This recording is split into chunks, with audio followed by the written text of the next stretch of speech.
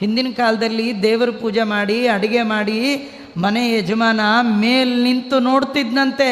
ಇವತ್ತ್ಯಾರಾದರೂ ನಮ್ಮೂರಿಗೆ ಬ್ರಾಹ್ಮಣರು ಬರ್ತಾರಾ, ನಮ್ಮ ಮನೆಗೆ ಯಾರು ಅತಿಥಿಗಳು ಬರ್ತಾರಾ, ನಮ್ಮ ಊಟ ಸ್ವೀಕಾರ ಮಾಡ್ತಾರಾ, ನಂಗಷ್ಟು ಪುಣ್ಯ ಇದೆಯಾ ಕಾಯ್ತಿದ್ರಂತ. ಈಗ ಎಲ್ಲಿ ಬಂದುಬಿಡ್ತಾರೋ ಅಂತ ಬಾಗಿಲು ಹಾಕ್ಕೊಂಡು ಹೋಗುತ್ತೆ. ನೀವು ಬರಬೇಡಿ, ನೀವು ಬರೋದಿದ್ದರೆ ಫೋನ್ ಮಾಡಿ ಬನ್ನಿ. ಇದೊಂದು ಸಭ್ಯತೆ ಆಗಿಬಿಟ್ಟಿದೆ ರೀ. ಹೇಳ್ದೆ ಕೇಳದೆ ತಂದೆ ತಾಯಿಗಳು ಬರೋ ಆಗಿಲ್ಲ. ತಂದೆ ತಾಯಿಗಳು ಮಗನ ಮನೆಗೆ ಬರ್ಬೇಕಾದ್ರೆ ಫೋನ್ ಮಾಡಬೇಕು. ಏನಪ್ಪ ನೀನು ಯಾವಾಗ ಅಂದ್ರೆ ಅವಾಗ ಬಂದು ಫೋನ್ ಮಾಡಿ ಬರೋಕ್ಕೇನು ಅಂತಾನೆ ಮಗ.